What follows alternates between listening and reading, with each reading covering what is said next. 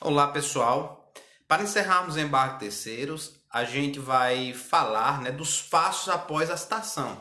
Então, conforme visto no último vídeo, na última videoaula, nós vimos que os embarques terceiros começa com a petição inicial. Petição inicial é essa que tem alguns requisitos próprios, como já havia acompanhado dos documentos e também do rol de testemunhas, indicação do rol de testemunhas.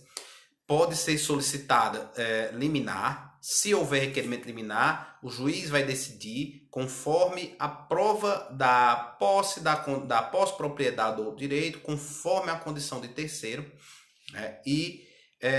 Se ele julgar ser necessário, ele pode fazer uma audiência preliminar anteriormente para avaliar se é caso sim de concessão da liminar, né? Se ele está convencido dos argumentos do terceiro, aqui chamado de embargante.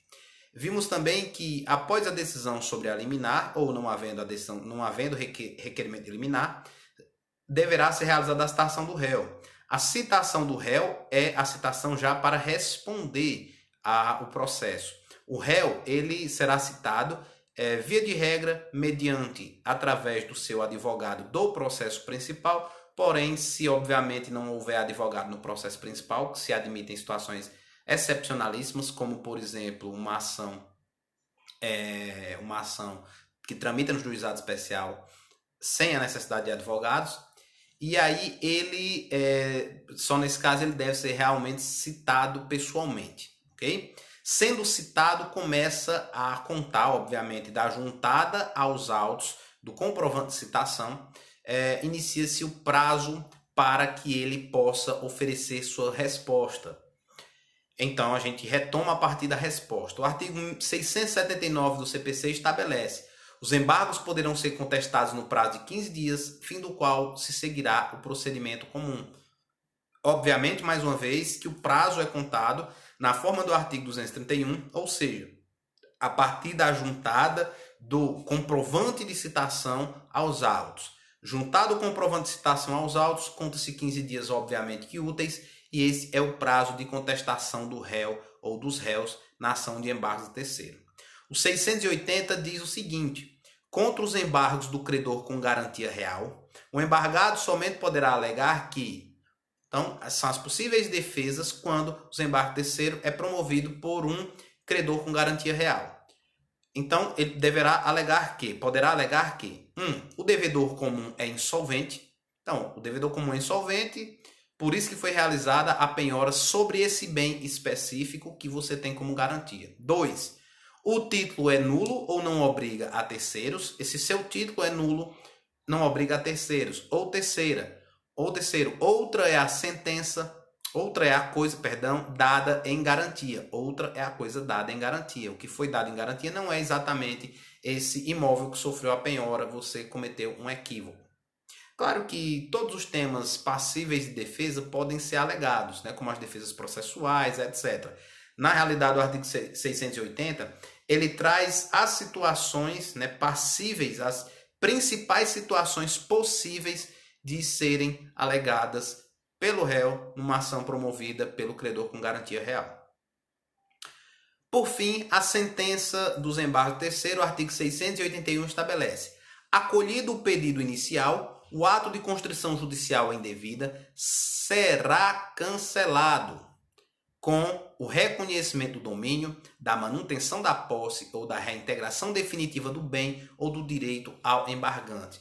O interessante notar aqui é que a sentença nos embargos do terceiro acaba que, além de determinar o fim da constrição judicial, ainda reconhece, reafirma o direito de domínio, reafirma a manutenção da posse ou a reintegração da posse definitiva daquele terceiro, do embargante. Isso aqui é interessante porque é uma novidade desse novo CPC, CPC de 2015. Antes do CPC de 2015, a sentença dos embargos terceiros somente promovia o cancelamento do ato de constrição. Não analisava verdadeiramente, não se pronunciava sobre o direito de propriedade ou sobre o direito de possuidor do terceiro que manejava aquela ação. No atual CPC, sim. E por que essa modificação? Essa modificação se deve, sobremaneira, ao que está disposto no artigo 679, que diz assim: os embargos poderão ser contestados no prazo de 15 dias, grife-se, fim do qual se seguirá o procedimento comum. Quando se diz que segue o procedimento comum, quer dizer que depois da contestação continuará, né, um procedimento detalhado, um procedimento adequado para apurar, né, verdadeiramente o direito daquele terceiro, os argumentos daquele terceiro. Significa o quê?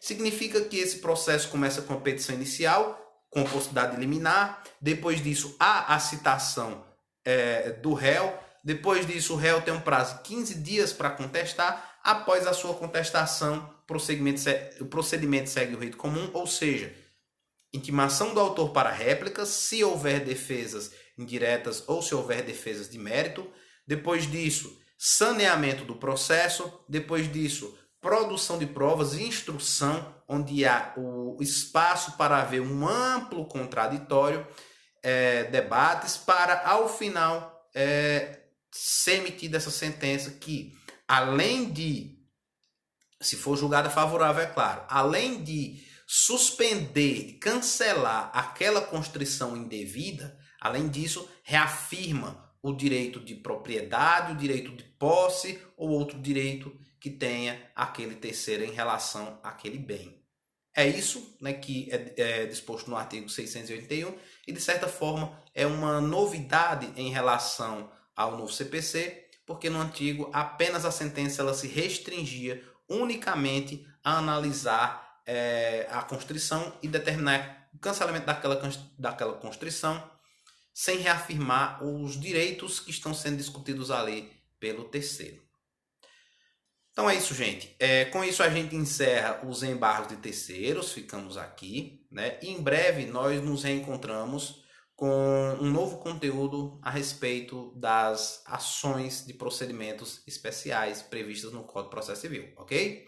Então é isso, um forte abraço e até a próxima.